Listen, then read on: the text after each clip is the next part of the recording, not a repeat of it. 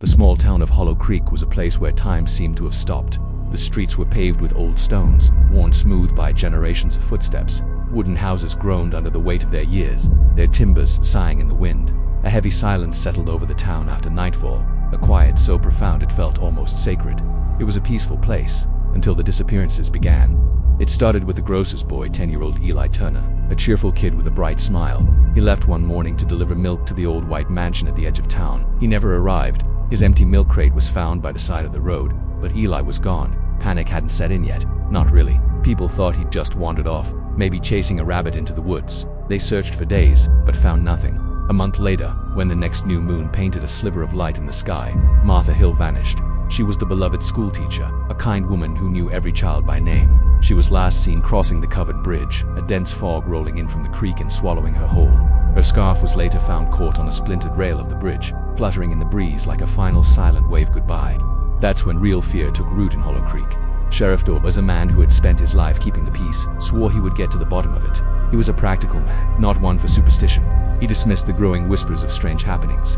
He organized search parties, interviewed everyone, and posted a reward. Then, under the light of the third new moon, Sheriff Dawes disappeared from his own office. His keys were still on the desk, a half-finished cup of coffee gone cold beside them. The only thing out of place was the open window, its curtains dancing in the night air. With every new moon, someone was taken. No footprints were ever found. No signs of a struggle, no ransom notes, no clues at all. There was only the fog, a thick, unnatural mist that would roll in just before dawn, and a sound that chilled the soul, the distant toll of a single bell, drifting from deep within the forest. Whispers turned into fearful beliefs.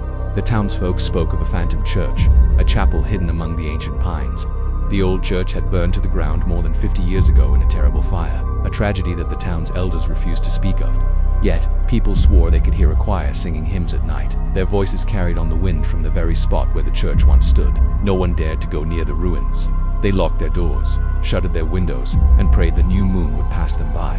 No one, that is, except Sarah Whitmore. She was a journalist from the city, sharp and cynical, with no time for ghost stories or local folklore. The string of unexplained disappearances in a town that time forgot was exactly the kind of story she lived for. She arrived in Hollow Creek on a rainy afternoon, the sky the color of slate. The town seemed to hold its breath as she drove down the main street. She checked into the town's only inn, a creaking, aging establishment run by a nervous man named Mr. Griggs. She immediately began asking the questions everyone else was too afraid to even think. She spoke to the grocer, Eli's heartbroken father. She visited the schoolhouse, now empty and silent. She tried to interview the town's oldest residents, but they turned away from her. Some things are better left buried, an old woman muttered, peering at her from behind a lace curtain before slamming her window shut. The people of Hollow Creek were guarding a secret, and Sarah was determined to uncover it. That night, sleep did not come easy.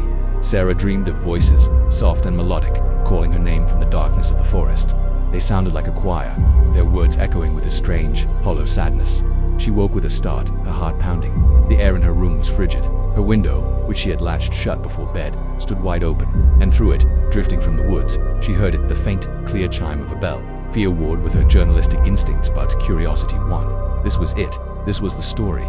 Resolved, she grabbed her coat and a heavy oil lantern. Following the sound, she stepped out into the night.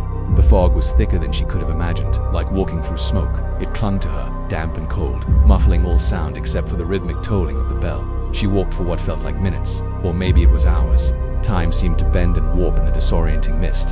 Her small circle of lantern light was the only thing visible in the suffocating grayness. Then, she saw it. Through a break in the fog, nestled between the towering pines, stood the silhouette of a wooden church. It wasn't a ruin. It was whole, perfectly preserved, its steeple reaching towards the clouded sky.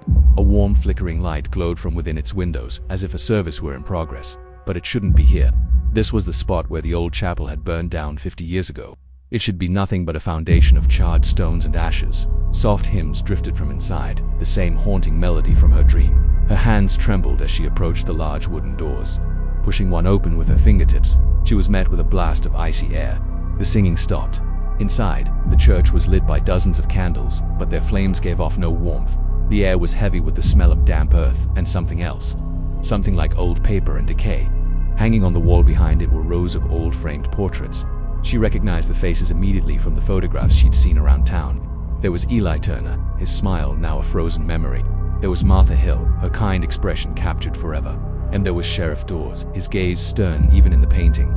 Every missing person from Hollow Creek was there, and on each portrait, the eyes had been viciously scratched out with black charcoal. Below the portraits, words were crudely carved into the wooden wall. Sarah held her lantern closer to read them. The fog claims what the town chooses to forget. Suddenly, the church bell overhead rang out with a deafening clang that shook the entire building. The thick mist began to pour into the church through the open door and the cracks in the walls. A living, breathing entity. It snaked across